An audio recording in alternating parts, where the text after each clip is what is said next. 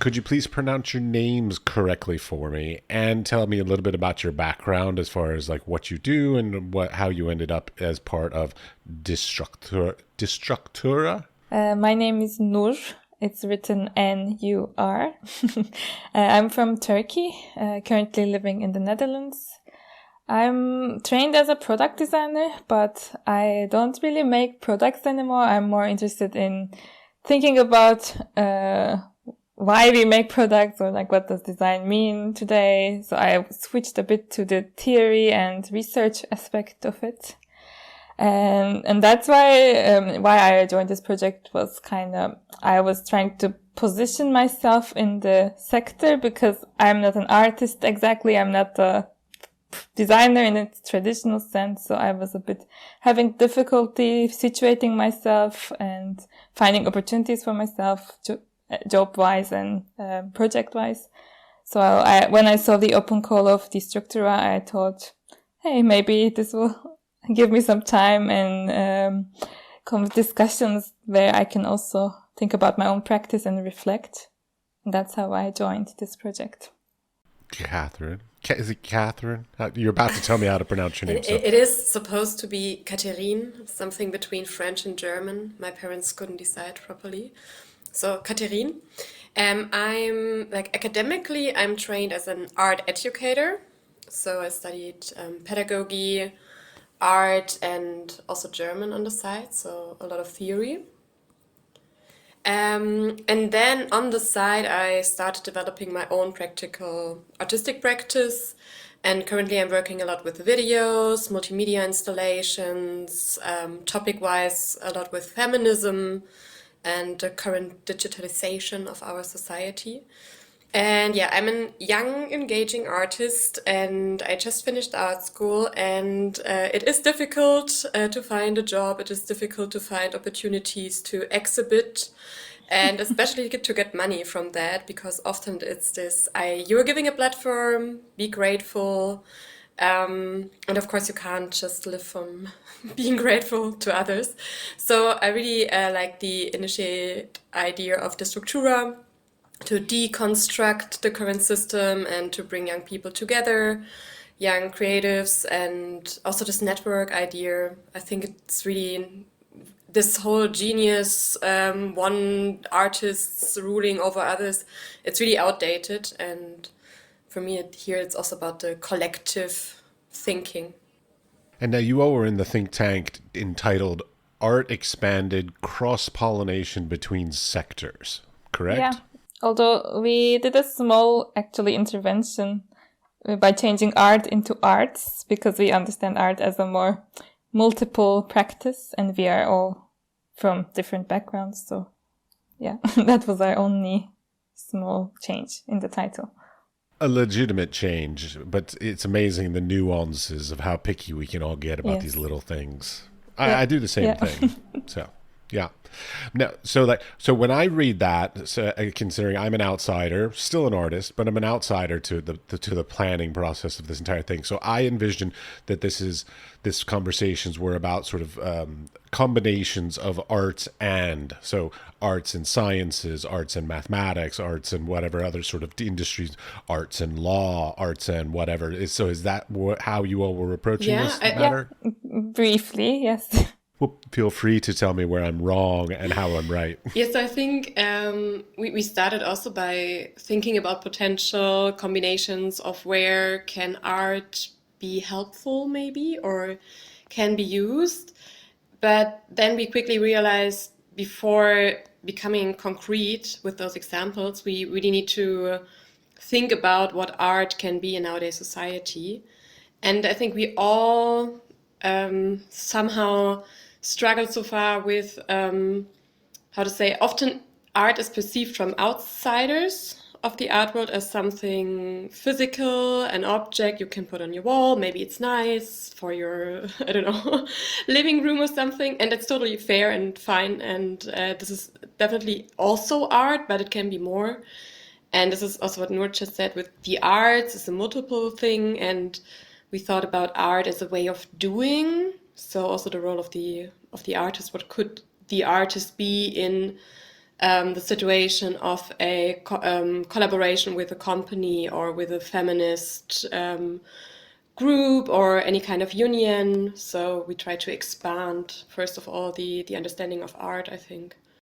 Yeah, I mean, we talked about collaborative and participatory aspects of art, and we imagine ourselves as artists who don't work in the gallery space, but outside of that institutional space and like in social areas, and work together with other disciplines to figure things out together and question and criticize things together. All right, just to be clear, I personally take the side that cross-pollination or cross, disciplinary work is a fabulous thing, okay? But I'm going to play devil's advocate and sort of question you all. Why is that an important thing to you? I mean, we were in the beginning talking about all these crises, which was a topic of another podcast episode, that we are all experiencing today, like climate crisis, human rights violations, energy crisis, food insecurity. So there are all these things happening, and we don't think the possible solution can be that if different disciplines and different people who think in different ways would come together, then we would find a common ground and share knowledge and exchange knowledge, and then maybe there would be, at least we get more closer to finding solutions or like to these bigger wicked problems. This is what we started with. And I think anyway, everything is already interconnected. And I think it's very, it's very human made up to have this super concrete distinctions between this is science, this is mathematics, this is biology, this is humanities. I don't think it is like that in real life. And first of all, by acknowledging that, we can really support each other with different ways of thinking, with different ways of doing. And I'm just thinking about this example. I heard another podcast the other day about the director of NASA, and he was saying that he always has 2 employees who are just there to question him and to always say no to him when he comes up with a no idea, and to say like, hey, wait a second, does that really make sense? Or even bringing in other ideas of what if we do it the complete other way around? Why not? And so on. And he said he needs this moment of deceleration and I think of having a break and of questioning himself. And this was something where I thought, that would be a great role for the artist as well, because we're really trained to question and to find the blind spots somehow. Interesting, because I was thinking it was the other way, that artists are the ones who like run at full steam at some idea, even if they're not even sure it's the right idea. And it would be nice to have somebody in another field go, happening as well. Is that really the right thing to be doing? I mean, I guess we imagined like ideally an equal role for all sectors together, but also, of course, there might be some projects where scientists are more, have a bigger role and artists are just helping, or the other way around. Oh, sure. I know friends that have worked with like fungus and things and like mushrooms in their art pieces and stuff like this. So they needed a biologist to help them out and all these. So I mean, it's got a long-standing history of this kind of stuff, and I'm all for it. But unfortunately, it's not as common as we, I guess, would hope at this point.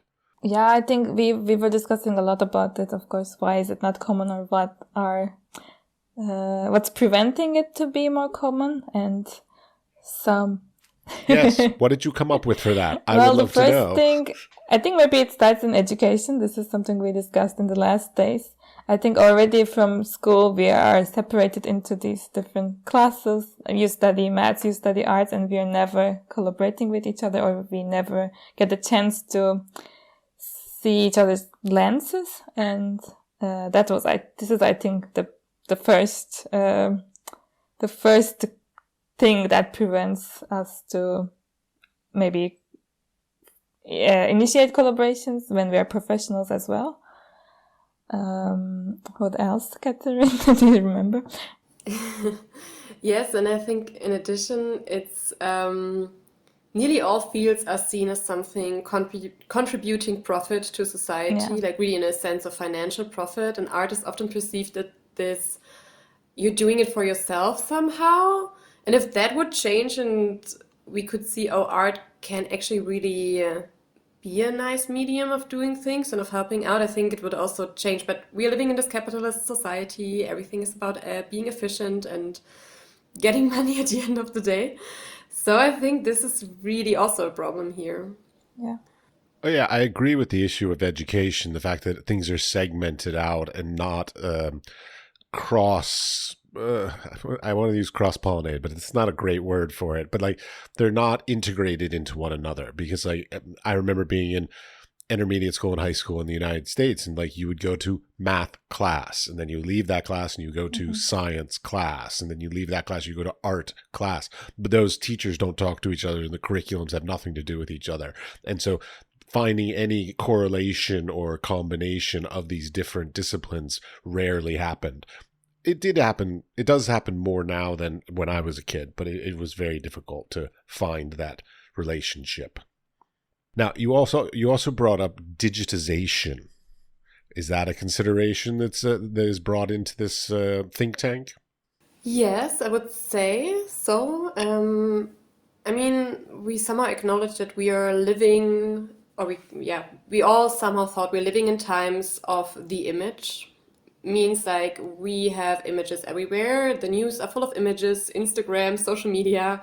We communicate through the image, and still we haven't really like we were not taught about how to dismantle the information in an image, how to realize if it's fake or not, or if it's important if it's fake or not. Maybe it's just about what you're doing with it and so on. So I think this is definitely something where we were thinking about. Yes. Well, I ask because, there are many artists that have a position that like the digitization is the downfall of the arts. And there are others, of course, who have embraced it and they think it's a very positive direction for the arts. So I'm sort of wondering, most of the people that I talked about it are closer to my age. You all are a younger generation. So I'm interested in the perspective of the younger generation. Like, sort of, does it fall on one side or the other, or does it even matter? Well, I guess in our group, this was not a big discussion point because, as you say, artists who are scared of their role being stolen by technology is like maybe the artists who are, sorry, You're putting words in my mouth. I did not say we were scared. I mean, how to express? Okay, you're projecting how you think about older people and technology. No. I mean, because we already imagined the artist role as in a social space and not just a single. I mean, physical artwork.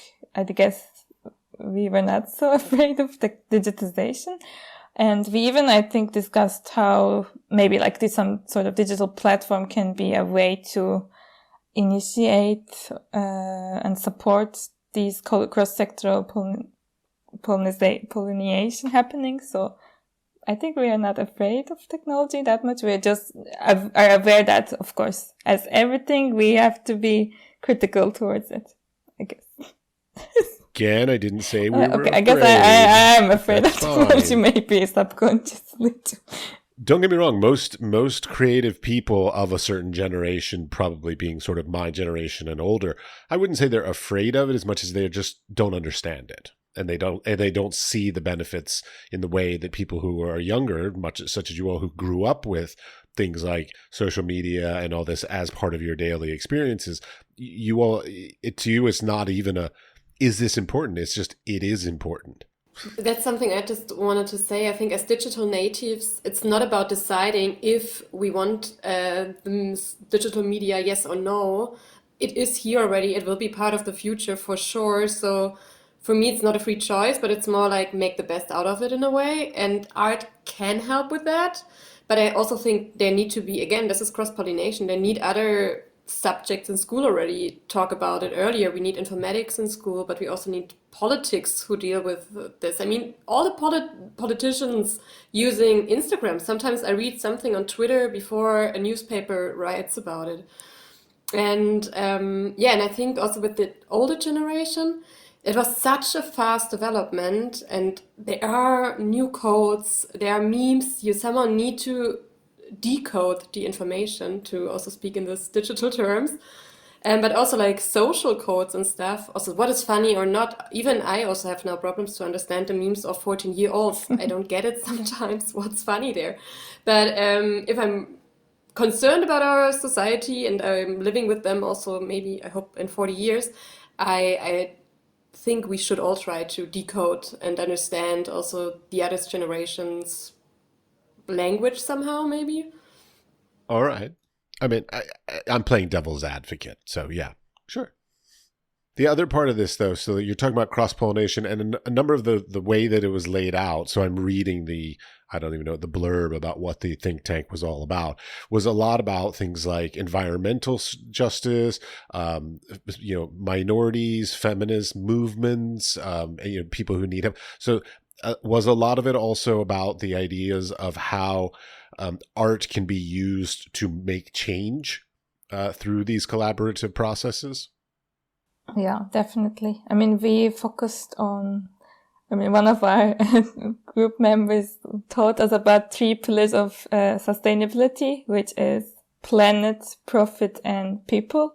And we really tried to understand what art can do in these 3 areas. So in that sense, yeah, we think arts, we place a role for art that it can advocate change with the help of others, not just artists alone, of course, but. Just to be clear, what I heard correctly, you said planets, profits, and people.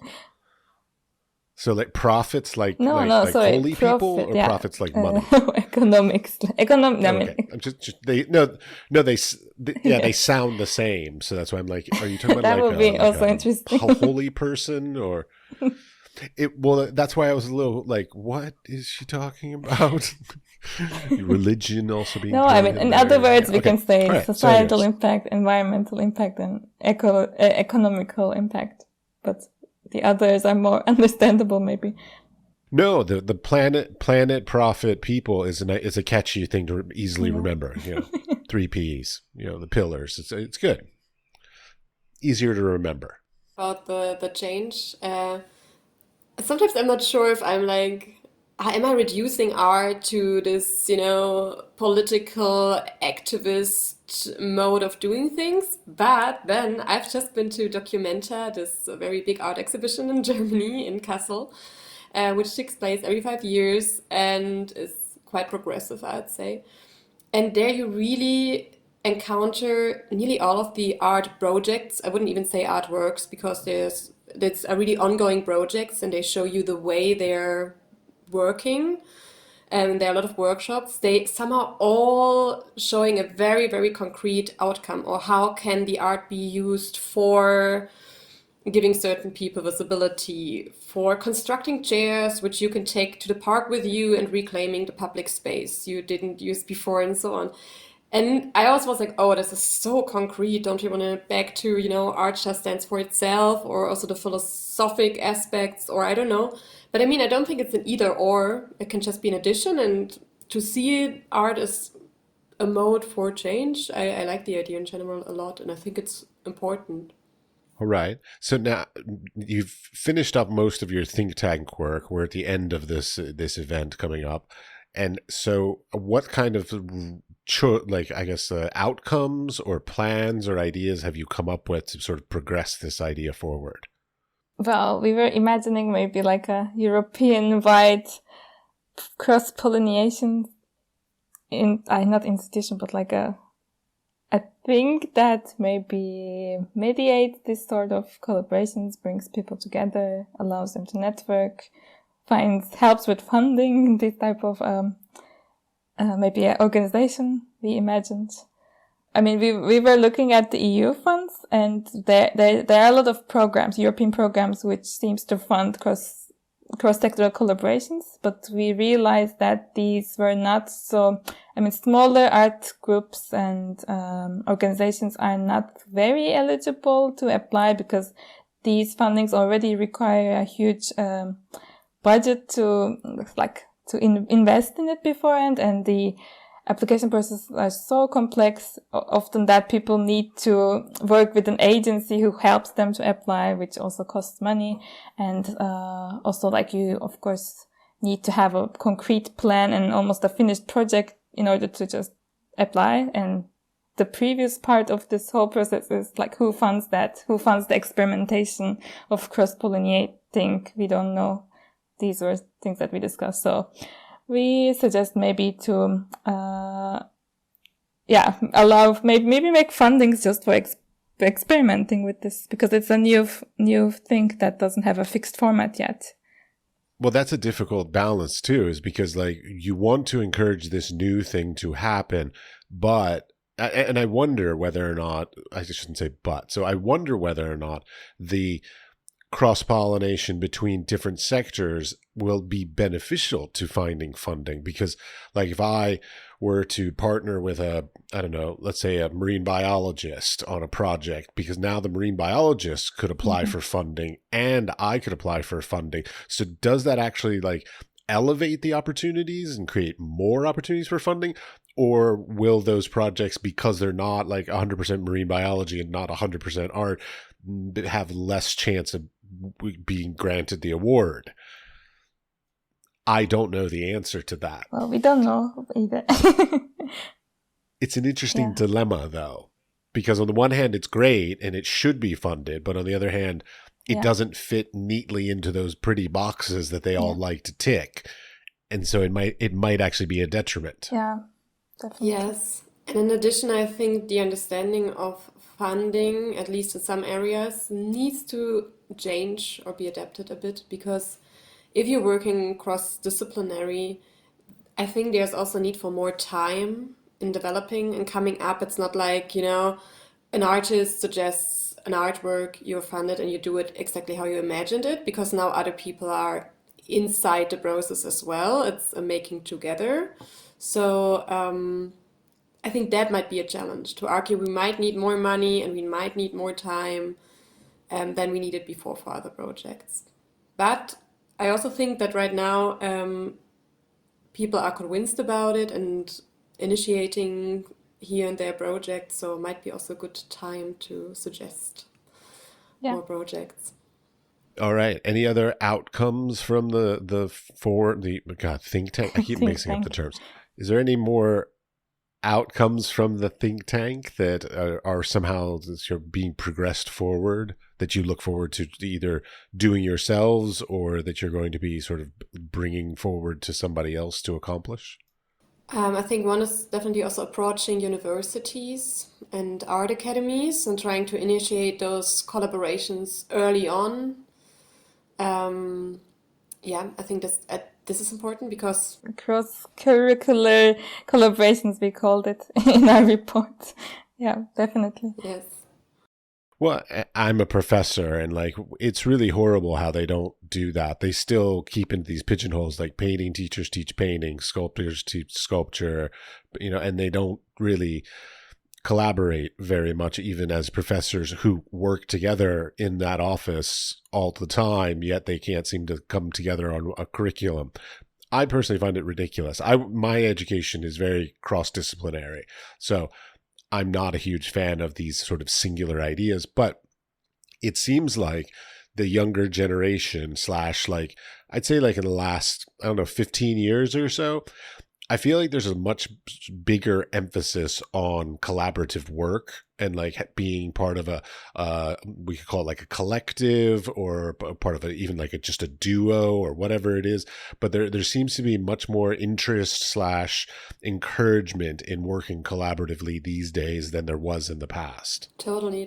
I think I also personally am part of different groups working together for different projects, and I appreciate to be able to distribute workload, but also to get inspiration from others, or an open call is forwarded. And then I also think it was actually it was always like this. There are nearly no big artists who completely worked alone. I think really this is like a story we are told, but Leonardo da Vinci had this whole workshop with 20 people painting all the time. Jeff Koons has people who nearly make everything. He gives them the concept, and this is great. He's a good artist and so on, or some might not think so. I was going to say, is he really? I just don't want to take credits from him, but it's important to acknowledge that.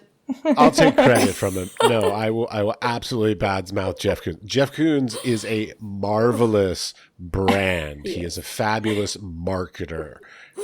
But as far as an actual artist, I'm not going to give him that. No. Yeah, and he's not giving credits. Same with Damien Hirst. Exactly. Yeah, you have all those, and they are all white men. I mean, sorry, but we're coming back to this structure again. I hope I didn't need to use this word right now, but it's really, there's this idea of this genius. It's still super current somehow.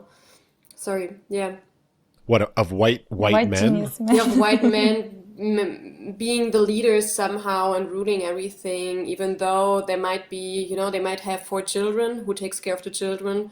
Their wife at home. So the only reason they have all the time to spend for art is they also have someone who takes workload off them. Okay, but you're being a bit limited. It could be their husband also. So true, so true. I'm just talking statistically, but this is, of course, very, very important to add, yes. And hopefully there will be just throwing more. it out there. Don't want to be that sexist. Yes. But yeah, no, I mean, the whole issue of sexism in the history of white male dominance it's a horrible thing. It never should have been that way, but I don't know how it became that way. And unfortunately, this topic comes up quite often on this podcast.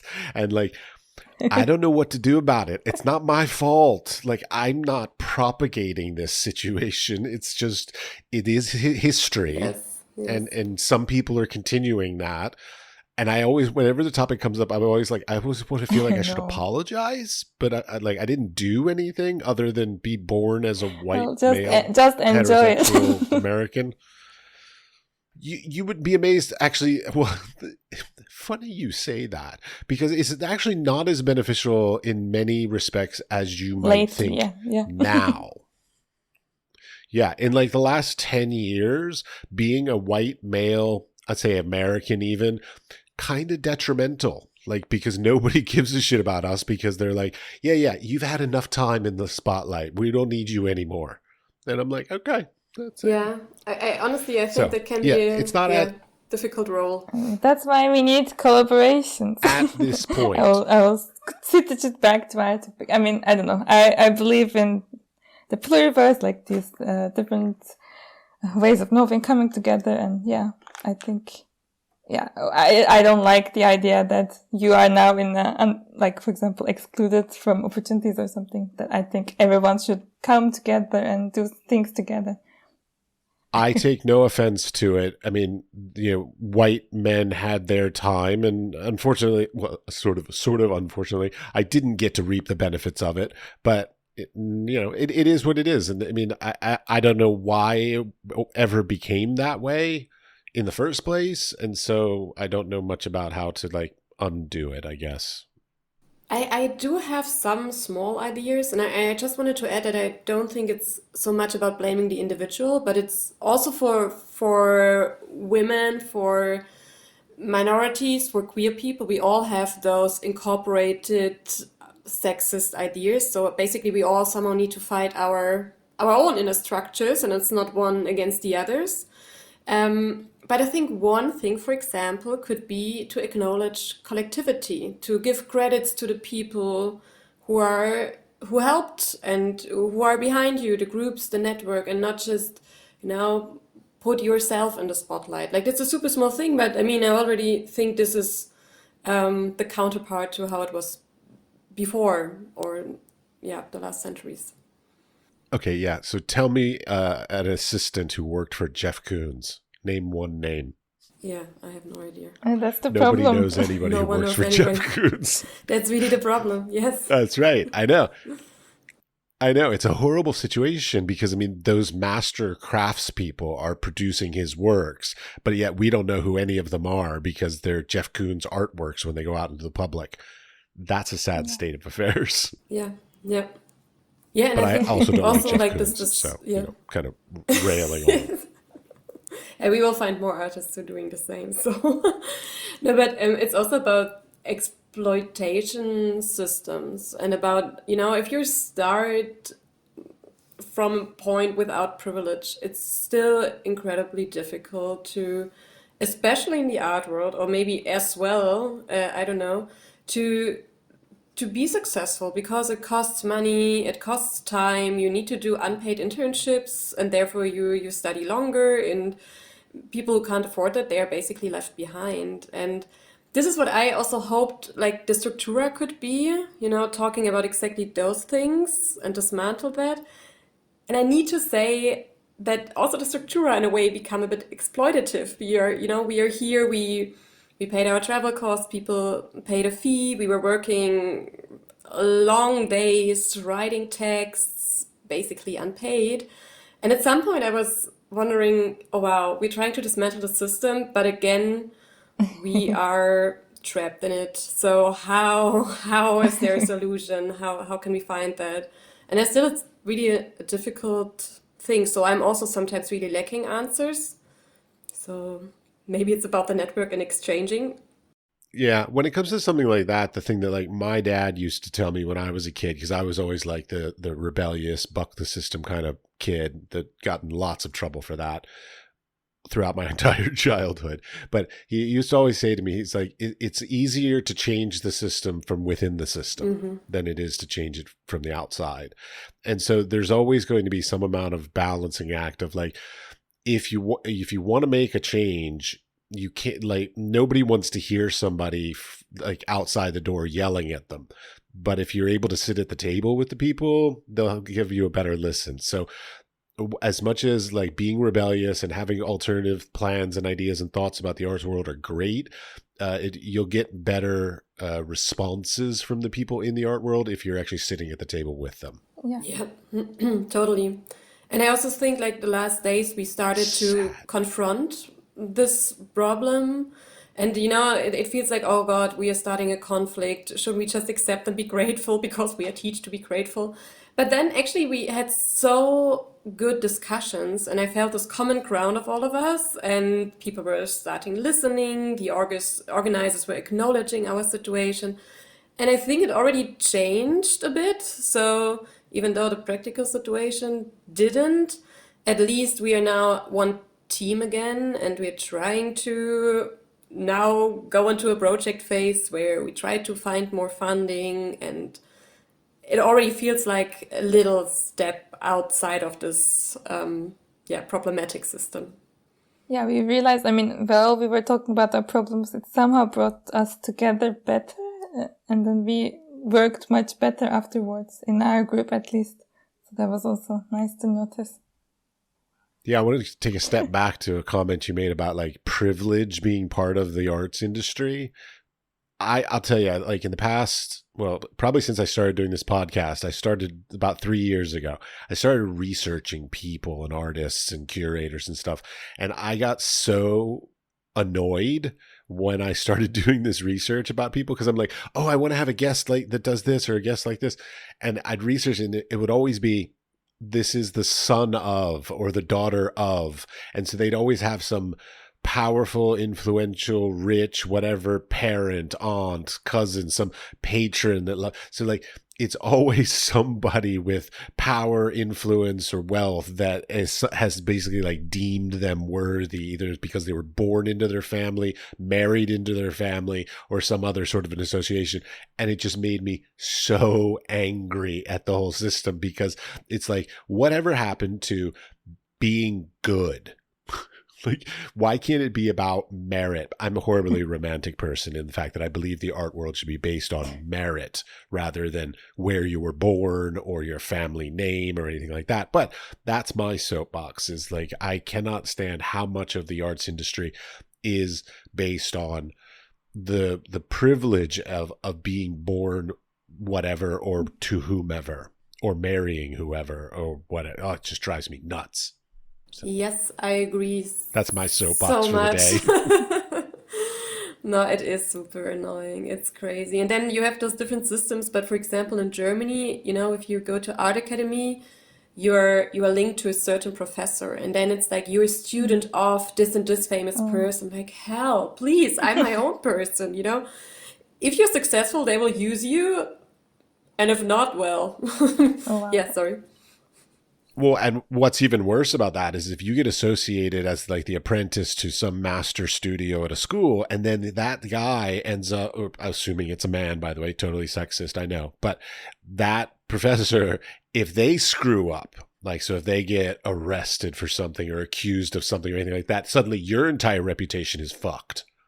Yes, Okay, that's true. apparently In addition, I've never experienced this in my education, so I'm happy now.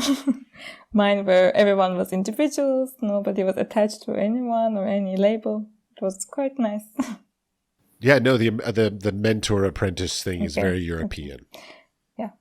And this is what I thought, like right now we have the link to the cross-disciplination and pollination again, because right now we're talking about visual artists, right, in academies, but Noor is talking out of the perspective of a designer. And this is also something which we are somehow missing right now, this collaboration between different fields, and also to acknowledge, I think we call it creative practitioners. And we try to find a name for all those people who are like visual artists, designers, writers, architects, scenography, yes, architects, and so on.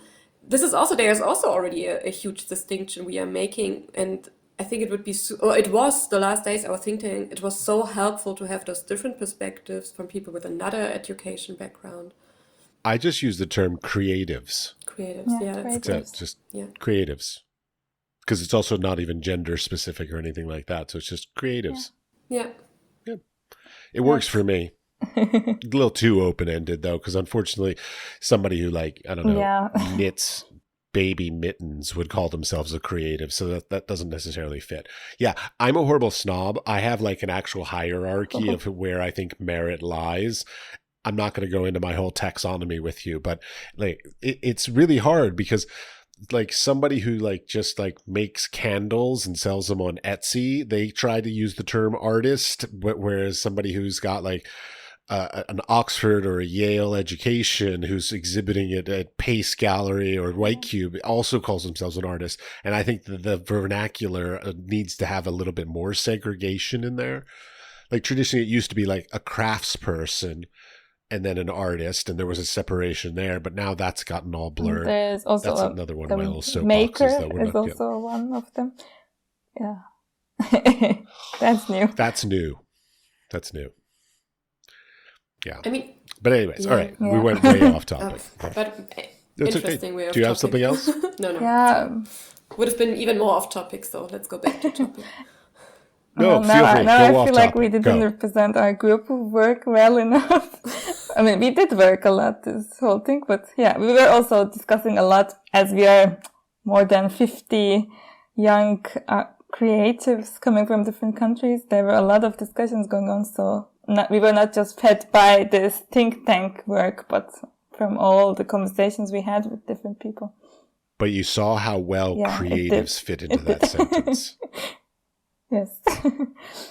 Well, also again, I can maybe add about our work that we didn't really come into very concrete suggestions like, EU should do this to allow cross-disciplinary work or something like that. We were just more interested in how to acknowledge artists' role in these collaborations, what artists can offer. For example, they can be in the role of translators of certain data or research into moderators. Moderators.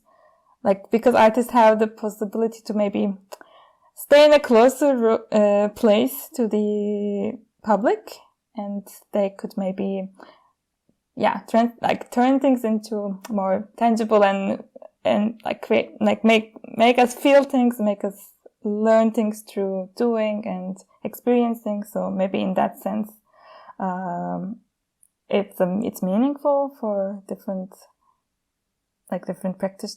professionals to collaborate with artists. And then, as Catherine said, we also imagine the role of artists as mediators in these collaborations. Maybe they have the capacity to form these collaborations and mediate and facilitate the communication among different sectors. Yeah. To give an example, we also thought about, like to come back to digital and media aspects. There is this group called Forensic Architecture, I think based in London at Goldsmiths University. They're mainly architects, and they're working with data, or they're collecting data and putting it together into visuals, videos, pictures of basically crimes which happened in the past, maybe racist attacks, or also this fire in the tower in London. And I noted in the beginning, when the first time I saw their work in a museum, I was really surprised and confused, because I was like, this is a documentary kind of work. Why is the police not doing it? Why is forensic architecture doing this on a volunteer base? Or, like how and why and here. And now I'm so convinced about it, because of course, it's their profession. They know so well how to put this data together and how to transfer it into an easier and more approachable medium. And nowadays they even used in front of court. So I think there was also a huge change in perceiving this kind of art. And these were all the things we were talking in our think tank, and there were so many ideas or good examples brought up, like, hey, art should be used more in this way or in that way. All right. Any last little things you want to talk about? No, I just think what we said before was this exploitation aspect and so on. I just think it's very important that, we are also happy about this projects happening and about collaborating, but it's also okay to keep on criticizing, even though it's annoying. But and also with this cross collaboration, there are a lot of opportunities, but there are also challenges for sure. And I don't want it so easily to be marketed, or this is maybe my fear, so that's a great marketing trick. Let's bring some artists inside and so on. So there's also this, let's wait and see what happens somehow, maybe as a last addition. I mean, we value like the meaningful togetherness of these sectors, not just for the sake of bringing them together. Yeah. Well, it is often a thing that happens. Like, I mean, I'm thinking back to like what the vodka ads in the early like 80s and 90s, where they had artists come in and Absolute Vodka, that's what it was, and they had the artists design the advertisements that then those became iconic of the time period as advertisements, but basically they just paid an artist to do some art. And so like, how much of that is sort of using the artist versus actually like legitimately paying them? Because I would imagine that vodka company probably still makes money off those images, and those artists probably just got paid a lump sum and get no money from it. This was also something we discussed. I mean, in these collaborations, often the non-art sector benefits more than artists in a way, because artists are more doing it on a voluntary basis because they care about the work. But this is something we need to discuss more to find solutions to prevent. Yeah. Oh yeah. All too often, corporations, business, marketing, whatever, they always take advantage of artists because they're good business people. Like literally, they are good business people. And so they do everything in their benefit and don't really care how it affects artists, because we're just oftentimes in those cases a tool just for them to get their thing out there. And so we're basically taken advantage of. But that's just my 2 cents on that. All right. Well, hopefully you can change that in the future. Hey, yes. A bit of utopian energy. I love it. No. It's my romanticism. Yes, mine too. All right. Well, thank you very much. Thank you so much.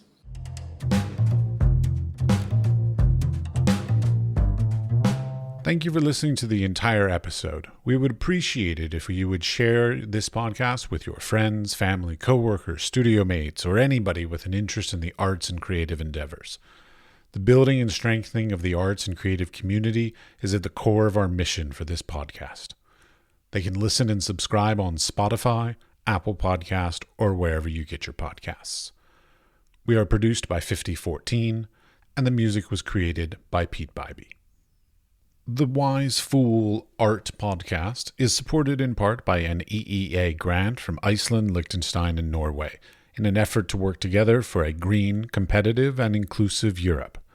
We would also like to thank our partners Hunt Kastner in Prague, Czech Republic, and Kunstsentrene i Norge in Norway. Links to EEA grants and our partner organizations are available in the show notes or on our website at wisefoolpod.com.